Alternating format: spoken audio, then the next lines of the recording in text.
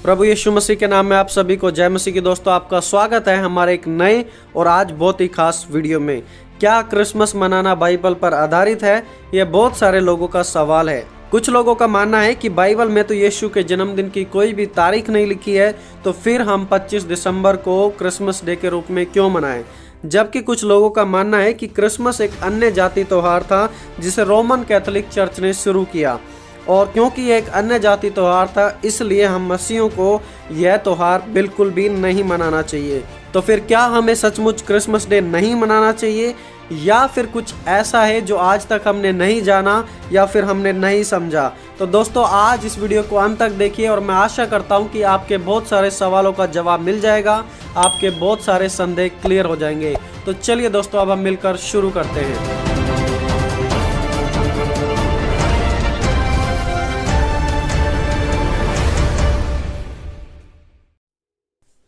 बहुत सारे मसीह इतिहासकारों का मानना है कि क्रिसमस वास्तविकता में एक अन्य जाति त्योहार सैटुरनेलिया से आया है। यह त्योहार सैटुरनेलिया एक रोमी देवता सैटुरन के लिए मनाया जाता था, जिसे प्राचीन रोम में अमीर बनाने वाला, अच्छी फसल पैदा करवाने वाला और छुटकारा देने वाला देवता के रूप में जाना जाता था। यह त्योहार पहले 17 दिसंबर को मनाया जाता था, लेकिन बाद में 17 से 23 दिसंबर के बीच मनाया जाने लगा।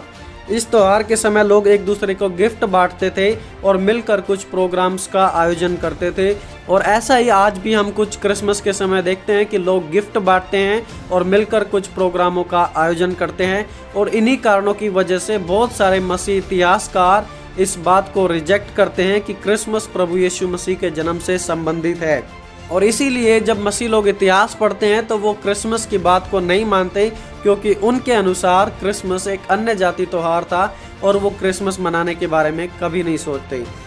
और दोस्तों, जब हम आगे बढ़ते हैं, प्राचीन कलीसिया का इतिहास उठाकर देखते हैं, तो वहाँ पर भी प्रेरितों के मरने के बाद चर्च फादर्स जैसे कि तरतुलियन, आयरेनियस, इन लोगों ने कलीसिया को एक नया आकार देने में बहुत मदद की थी। यही वो लोग थे जिन्होंने कलीसिया को हर एक गलत शिक्षा से बचाया। इन्होंने अपने इतिहास में हर एक जरूरी दिन, समय और हर एक गलत शिक्षा के बारे में पूरे तरीके से लिखा, लेकिन उनकी लिखाई में कहीं भी एक भी पेज में क्रिसमस या प्रभु यीशु मसीह के जन्मदिन नाम की किसी भी चीज़ का एक बार भी जिक्र नहीं आया, जिसका साफ मतलब है कि उनके समय में क्रिसमस या यीशु मसीह के जन्मदिन का कोई भी त्योहार मनाने का जिक्र नहीं था, और ना ही प्राचीन कलीसिया के लोगों ने कभी क्रिसमस मनाया। एक और अनोखी बात जो हम देखते हैं कि चारों सुसमाचार प्रभु यीशु मसीह की मृत्यु के बारे में जिक्र करते हैं, साफ साफ बताते हैं कि यीशु की मृत्यु कैसे हुई और उसकी मृत्यु के समय क्या हुआ, यहाँ तक कि पहर भी बताते हैं। लेकिन कोई भी सुसमाचार यीशु के जन्म के बारे में इतना साफ साफ नहीं बताता। लूका के सुसमाचार में प्रभु यीशु के जन्म से जुड़ी हुई काफ़ी सारी डिटेल्स हैं, लेकिन वो उतनी साफ नहीं है जैसे कि प्रभु यीशु मसीह की मृत्यु के बारे में लिखी हुई हैं। प्रेरितों ने प्रभु यीशु मसीह की मौत, उसकी शिक्षा और उसके चमत्कारों के बारे में लिखा, लेकिन किसी भी प्रेरित ने कभी भी क्रिसमस डे या प्रभु यीशु मसीह के जन्म से संबंधित कुछ नहीं लिखा, क्योंकि शायद उन्हें भी यह तारीख पता नहीं थी, और या फिर कलीसिया के इतिहास में कभी भी क्रिसमस और प्रभु यीशु मसीह के जन्मदिन की तारीख का कोई जिक्र ही नहीं था। 200 ईस्वी में पहली बार ऐतिहासिक रूप में प्रभु यीशु मसीह के जन्मदिन का जिक्र किया गया था, और बड़ी रुचिदायक बात यह है कि वहाँ के एक भी रिकॉर्ड में यह तारीख 25 दिसंबर नहीं थी। मिस्र के जाने माने इतिहासकार क्लेमेंट ऑफ अलेक्जेंड्रिया, जो कि पुरानी सदियों के एक मानने वाले इतिहासकार थे, उन्होंने लिखा कि कुछ लोग यीशु का जन्म 28 अगस्त, कुछ लोग 20 मई और कुछ लोग 25 अप्रैल बताते हैं। पुराने समय के इतिहासकारों के नज़रिए से 25 दिसंबर किसी भी तरीके से प्रभु यीशु मसीह के जन्मदिन का दिन हो ही नहीं सकता था। तो फिर आज ये 25 दिसंबर प्रभु यीशु मसीह के जन्मदिन से, ये क्रिसमस से कैसे जोड़ दिया गया? 4वीं सदी में पहली बार क्रिसमस के बारे में जिक्र किया गया, और वो किया था रोमन कैथोलिक चर्च ने। जी हाँ, Roman Catholic church. Roman Catholic church था वो वेस्टर्न में आता था, और जो ऑर्थोडॉक्स चर्च थे वो ईस्टर्न में आते थे। और रोमन कैथोलिक चर्च ने 25 दिसंबर को सिलेक्ट किया क्रिसमस डे मनाना, जबकि ऑर्थोडॉक्स चर्च के अनुसार ये 6 जनवरी था। और आज भी रोमन कैथोलिक चर्च 25 दिसंबर को ही यीशु का जन्मदिन मनाता है, जबकि ईस्टर्न चर्च कुछ कलीसियाओं में जैसे कि आर्मेनिया में आज भी 6 जनवरी को प्रभु यीशु मसीह के जन्मदिन और क्रिसमस के रूप में सेलिब्रेट करते हैं। और उस समय रोमन कैथोलिक कलीसिया सत्ता में थी, पावर में थी, बहुत जोरों शोरों से उनका काम फैल रहा था। इसलिए जब उन्होंने 25 दिसंबर घोषित कर दिया तो वो जहाँ कहीं भी गए तो उन्होंने अपने 25 दिसंबर के बारे में ही बताया, और इस प्रकार धीरे धीरे 25 दिसंबर दुनिया भर में यीशु मसीह के जन्म से और क्रिसमस से जोड़ दिया गया। तो दोस्तों, यह तो था पूरा इतिहास कि 25 दिसंबर को प्रभु यीशु मसीह के जन्मदिन से कैसे जोड़ दिया गया। हमने शुरुआत की थी कि पहले एक ये रोमन पर्व था सैटुरनेलिया, जिसको बदलकर कैथोलिक लोगों ने अपना लिया और उसे 25 दिसंबर यानी कि प्रभु यीशु का जन्मदिन घोषित कर दिया। बाद में हमने देखा कि प्रेरितों के अनुसार कोई भी प्रभु यीशु मसीह के जन्मदिन का बाइबल में या बाइबल के बाहर जो सोर्स थे उनमें भी नहीं किया गया। और प्रेरितों के बाद जो कलीसिया के फादर्स आए उन्होंने भी कभी क्रिसमस नाम की किसी भी चीज़ का जिक्र नहीं किया। और ये जो पहला जिक्र आया था वो करीब करीब 400 सदी में आया था। और अब इस आगे वाले भाग में हम जानेंगे कि क्या हमें क्रिसमस मनाना चाहिए या फिर हमें क्रिसमस नहीं मनाना चाहिए। कुरिन्थियों की कलीसिया में हमेशा समस्या रहती थी, इसलिए उनको मार्गदर्शन करने के लिए पहला और दूसरा कुरिन्थियों पौलुस को लिखना पड़ा। और प्रेरित पौलुस ने लिखा कि इसलिए तुम चाहे खाओ, चाहे पियो, चाहे जो कुछ करो, सब कुछ परमेश्वर की महिमा के लिए करो। एक सवाल जो आप अपने आप से पूछ सकते हैं वह यह है कि क्या मेरे क्रिसमस मनाने पर यीशु को महिमा मिलेगी या फिर यीशु को महिमा नहीं मिलेगी।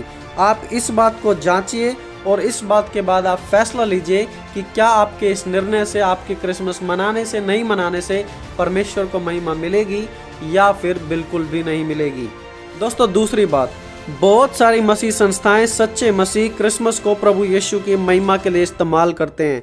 बहुत सारे ऐसे राज्य हैं जहां मसीहियों को बिल्कुल भी आज़ादी नहीं है कि यीशु मसीह का प्रचार कर सके और उसके नाम के बारे में किसी को बता सके। लेकिन साल में क्रिसमस उन्हें एक ऐसा दिन मिलता है जहां वो यीशु के नाम का खुलकर प्रचार कर सकते हैं और बहुत आत्माओं को प्रभु के लिए जीत सकते हैं। इसलिए इस वाद विवाद से परे होकर कि आपको क्रिसमस मनाना है या आपको क्रिसमस नहीं मनाना, यह एक सुनहरा मौका परमेश्वर ने आपको दिया है और आप इस सुनहरे मौके का इस्तेमाल करें और लोगों को परमेश्वर के लिए बचाएं। समय का सदुपयोग करें, क्योंकि यह एक अवसर है जो परमेश्वर ने आपको दिया है जहां पर आप खुलकर यीशु मसीह के बारे में बता सकते हैं। प्रेरित पौलुस ने भी कहा, अवसर को बहुमूल्य समझो क्योंकि दिन बुरे हैं। क्रिसमस का इतिहास गलत हो सकता है, लेकिन आप इसे प्रभु के बारे में बताने के लिए इस्तेमाल कर सकते हैं। यह आपके लिए एक बहुत ही सुनहरा मौका है। दोस्तों, तीसरी बात, वो लोग जो मानते हैं कि क्योंकि क्रिसमस अन्य जाति देवता से आया है इसलिए हम ये नहीं मनाएंगे। ध्यान रखें, आज हम रविवार को आराधना करते हैं और उसे प्रभु का दिन मानते हैं, लेकिन जब हम इतिहास उठाकर देखते हैं कि संडे जो नाम है वो भी एक अन्य जाति देवता सन के नाम से आया है, तो क्या फिर आप संडे को भी बदल देंगे? नहीं ना, क्योंकि अब हम संडे को प्रभु की आराधना के लिए इस्तेमाल करते हैं। अब उसी प्रकार जो बाकी मसीह लोग हैं वो भी ये जो सैटुरनेलिया का त्यौहार था उसे आज के समय क्रिसमस के रूप में इस्तेमाल करते हैं। उसका उस त्यौहार से कोई भी लेना देना नहीं है। आज इसे प्रभु को याद करने के लिए इस्तेमाल कर सकते हैं, लेकिन यदि फिर भी आपका मन आपको अगुवाई ना दे तो आप अपना फैसला ले सकते हैं। दोस्तों, चौथी बात, बाइबल हमें सिर्फ उन्हीं चीज़ों के खिलाफ रोकती है जहां प्रभु की महिमा प्रभु को ना देकर हम दूसरों को या फिर शैतान को दे रहे हैं। क्या क्रिसमस जो मसीह लोग मना रहे हैं क्या वो उसमें बैठकर शैतान की आराधना कर रहे हैं?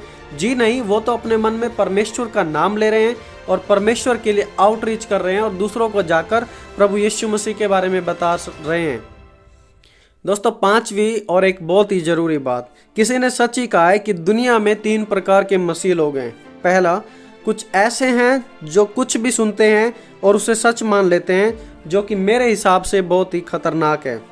दूसरे लोग, कुछ ऐसे लोग हैं जो सब बातों को तुरंत रिजेक्ट कर देते हैं क्योंकि उनका मानना है कि वो जो जानते हैं वो ही बिल्कुल सही है और जो उन्हें सिखाया गया है वो ही बिल्कुल उचित है, और मेरे अनुसार ऐसे लोग कभी भी उन्नति नहीं कर पाते।